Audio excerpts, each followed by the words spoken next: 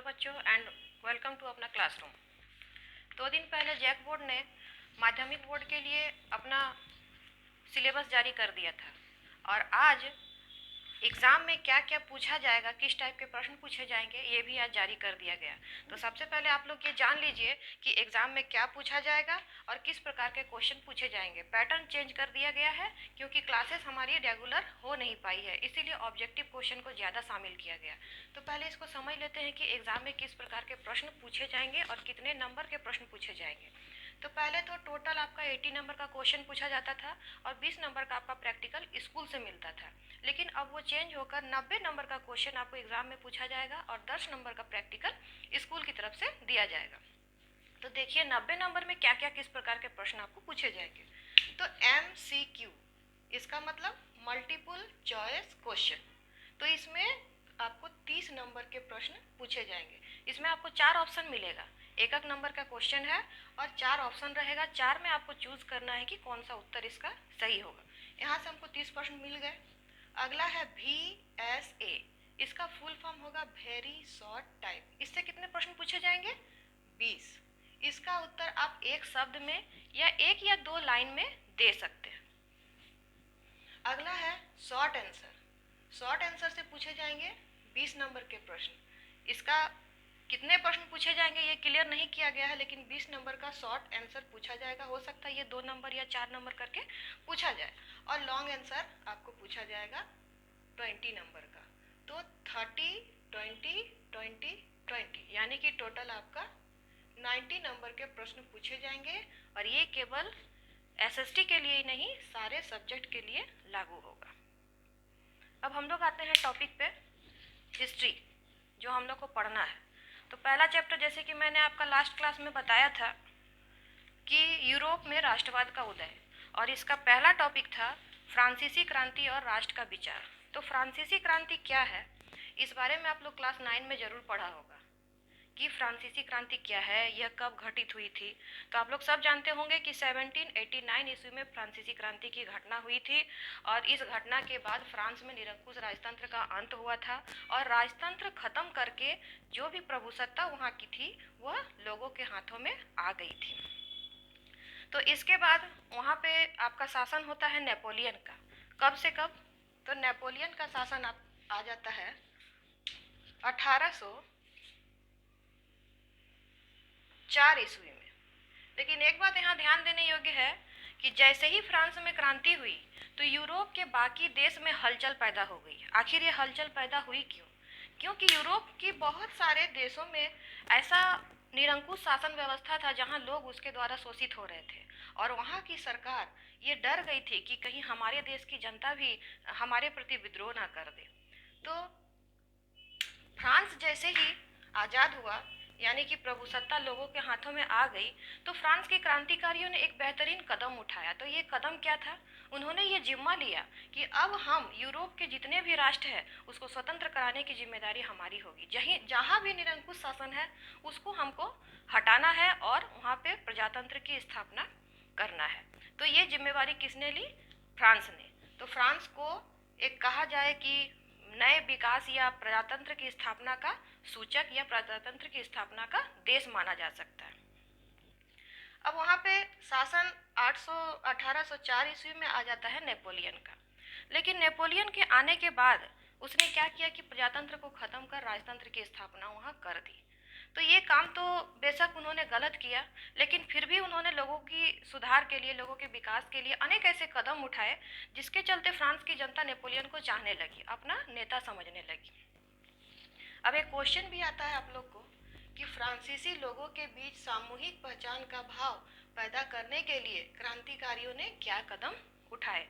तो जो टॉपिक दोस्तों हम लोग पढ़ रहे हैं कि फ्रांसीसी क्रांति और राष्ट्र का विचार, इसमें आपको 2 क्वेश्चन हम बताएंगे।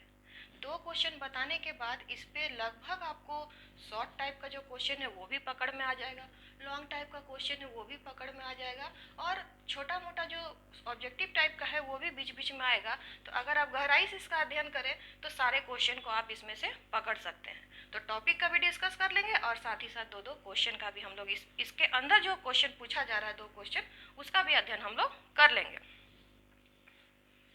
तो अब हम क्वेश्चन पे आते हैं इस टॉपिक में कि फ्रांसीसी लोगों के बीच सामूहिक पहचान का भाव पैदा करने के लिए क्रांतिकारियों ने क्या कदम उठाए। तो पहला कदम है पितृभूमि और नागरिक जैसे विचारों का प्रतिपादन किया। तो ये कदम कौन उठाया? ये नेपोलियन द्वारा नहीं उठाया गया, ये कदम उठाया गया फ्रांसीसी क्रांतिकारी लोगों के लिए। फ्रांसीसी क्रांतिकारी लोगों ने उठाए जिन्होंने अपने देश को राजतंत्र से मुक्त करके प्रजातंत्र की ओर ले गए। तो पितृभूमि और नागरिक जैसे विचारों का प्रतिपादन किया। दूसरा है एक नए तिरंगे झंडे को राष्ट्रीय पहचान बनाया। कोई भी देश जब आज़ाद होता है तो उसका पहला पहचान होता है अपना तिरंगा, जैसे कि हमारे देश का है। आज़ादी के बाद इसे लागू किया गया। उसी तरह फ्रांस जब आज़ाद हुआ तब तो वहाँ उन्होंने भी एक नए तिरंगे झंडे को राष्ट्रीय पहचान बनाया। तीसरा है नेशनल असेंबली का गठन किया गया। चौथा सभी नागरिकों के लिए समान कानून बनाए गए। आप लोग को पता होगा कि फ्रांस की क्रांति के पहले वहाँ पे सभी के लिए कानून एक समान नहीं थे। कुलीन, पादरी और मध्यम वर्ग में समाज बटा हुआ था और कुलीन और पादरी वर्ग को कुछ विशेषाधिकार मिले हुए थे, जबकि साधारण वर्ग को ऐसा कोई अधिकार नहीं मिला हुआ था। तो जब फ्रांस आज़ाद हुआ उसके बाद सभी नागरिकों के लिए समान कानून व्यवस्था को लागू किया गया। पांचवा पॉइंट में हम आते हैं आयात निर्यात शुल्क समाप्त कर भार एवं नाप तोल की एक समान व्यवस्था लागू की गई। एक बात यहाँ ध्यान देने योग्य है कि नेपोलियन जब शासक बना तब बहुत सारे क्षेत्र को उन्होंने जीतना शुरू किया और अपने साम्राज्य का विस्तार करते हुए अपने फ्रांस की सीमा को बढ़ाना शुरू कर दिया। तो एक बात आप लोग ध्यान रखिएगा कि जब कोई अपनी देश में जन्म लेता है तो उसे अपनी मातृभूमि कहकर जरूर पुकारता है, लेकिन जब हमारा देश किसी दूसरे देश को जीत कर उसे अपने साम्राज्य में मिला लेता है तो वहाँ की जनता मन से उसको स्वीकार नहीं करती है। वो नहीं मानती कि मैं इस देश का हिस्सा हूँ, क्योंकि वो ऑलरेडी किसी और देश का हिस्सा है और जबरन हम उस पर अधिकार करके उसको अपने क्षेत्र में मिला लिए हैं। तो ऐसा हुआ था कि उस क्षेत्र में और फ्रांस के इस क्षेत्र में, यानी कि नेपोलियन द्वारा जीते गए जो क्षेत्र थे और जो पहले से फ्रांस के अंतर्गत थे, वो दोनों में नाप तोल की जो समानता है वो अलग अलग थी। भार की भी अलग थी, मुद्रा की भी अलग थी। तो नेपोलियन ने क्या किया, आयात निर्यात शुल्क समाप्त कर भार एवं नाप तोल की एक समान व्यवस्था लागू की। अगला है फ्रेंच भाषा को राष्ट्रभाषा के रूप में बढ़ावा दिया गया। कोई भी क्षेत्र में, हम अपने भारत को भी एग्जाम्पल के रूप में ले सकते हैं कि विभिन्न प्रकार के भाषाभाषी लोग रहते हैं, बहुत तरह की भाषा का प्रयोग किया जाता है। तो उसी तरह फ्रांस में भी ऐसा था कि काफ़ी ऐसे क्षेत्र थे जहाँ दूसरे भाषा का प्रयोग किया जाता था। तो क्रांतिकारियों ने क्या किया कि फ्रेंच भाषा को राष्ट्रभाषा के रूप में बढ़ावा देने का प्रयास किया कि सारे के सारे लोग फ्रेंच भाषा का बोलचाल में प्रयोग करें। लास्ट है नई स्तुतियाँ रची गई और शहीदों का गुणगान किया गया। आज भी हम अपने शहीदों को याद करते हैं। अपना देश जब आज़ाद होता है तो फिर हम 15 अगस्त हो या 26 जनवरी हो अपने शहीदों का जरूर से जरूर गुणगान करते हैं। तो ये चीज़ हर जगह पाई जाती है, क्योंकि राष्ट्रवाद की भावना हर व्यक्ति के मन में होती है, चाहे वो भारतीय हो या फ्रांसीसी। तो नई स्तुतियाँ रची गई और शहीदों का गुणगान किया गया। तो ये हमको इस टॉपिक में से एक क्वेश्चन हमको मिल गया। अगर हम इतना लॉन्ग टाइप से इसको हम तैयारी कर ले तो शॉर्ट में पूछेगा तो भी पकड़ में आ जाएगा, लॉन्ग पूछेगा तो भी पकड़ में आ जाएगा, और इसमें से अगर कुछ ऑब्जेक्टिव बन पाता है तो वो भी उसमें से हमको कवर हो जाएगा। आगे आते हैं कि फ्रांसीसी सेना राष्ट्रवाद के विचार को विदेशों में लेती गई। जैसे आपको बताएं कि फ्रांस जैसे ही आज़ाद हुआ तो फ्रांस ये चाहने लगा कि यूरोप के अन्य देश भी जो निरंकुश शासन के अंतर्गत है, जो इसका शोषण हो रहा है, राजा उसका शोषण कर रहे, तो वैसे राज्यों को हम मुक्ति दिलाएं। तो इसके लिए उन्होंने फ्रांसीसी सेनाएं क्या की, राष्ट्रवाद का विचार विदेशों में ले जाने लगी।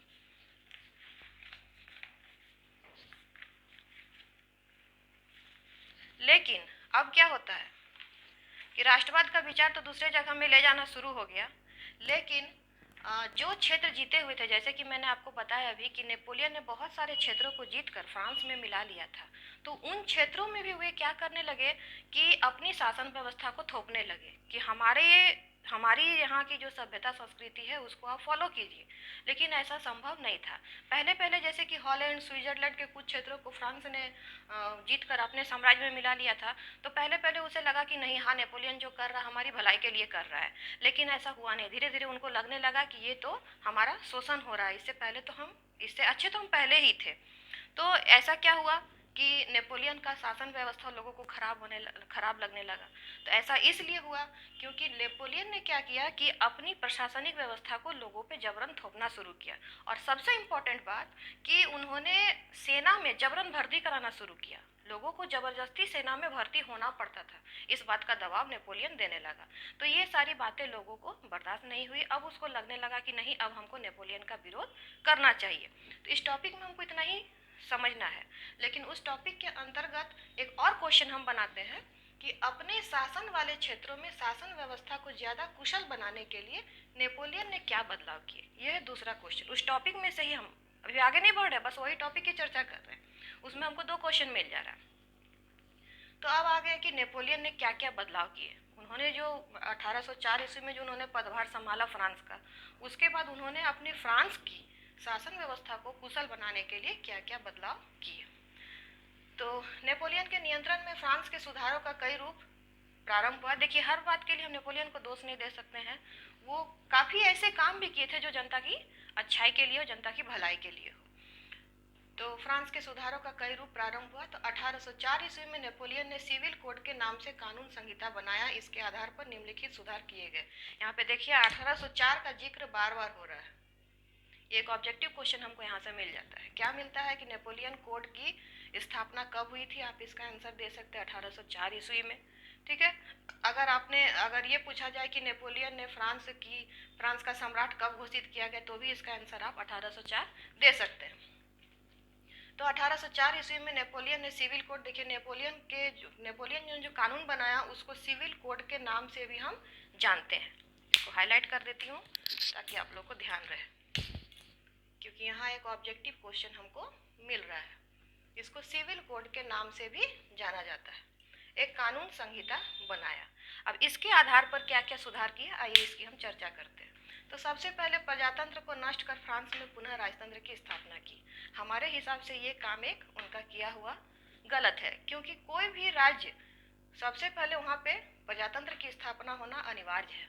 लेकिन वहाँ जैसे ही नेपोलियन राजा बनता है, वो प्रजातंत्र को नष्ट कर फ्रांस में पुनः राजतंत्र की स्थापना कर देता है। जैसे कि हमने अभी तुरंत चर्चा किया कि जन्म पर आधारित विशेषाधिकारों को समाप्त कर कानून के सामने सबकी बराबरी के नियम को लागू किया गया। तुरंत बताएं अभी आपको कि फ्रांस में क्लास 9 में भी जो आपने पढ़ा था कि फ्रांस में कुछ अधिकार, विशेषाधिकार ऐसे थे जो कि जन्म पर आधारित लोगों को मिले हुए थे। तो किन लोगों को? सारे लोगों को नहीं, सारे लोगों को नहीं, पादरी और मध्यम वर्ग को, पादरी और कुलीन वर्ग को मिले हुए थे। और जो साधारण वर्ग थे उनको कोई अधिकार, किसी प्रकार का अधिकार नहीं मिला था। उसको सभी प्रकार के टैक्स भी देने पड़ते थे, जबकि पादरी और कुलीन वर्ग को किसी प्रकार का टैक्स नहीं देना पड़ता था। तो ये क्या था? उसका जन्म पर आधारित विशेषाधिकार। तो जैसे ही नेपोलियन अपने कानून के अंतर्गत सुधार लाता है, तो सबसे पहला सुधार वो ये करता है कि जन्म पर जितने भी अधिकार थे वो विशेषाधिकार को समाप्त कर कानून के सामने सबकी बराबरी के नियम को लागू किया गया। अब कानून के सामने सभी लोग बराबर थे, न कुलीन, न पादरी, न साधारण वर्ग, सभी लोग बराबर है, किसी को कोई विशेषाधिकार नहीं मिला हुआ।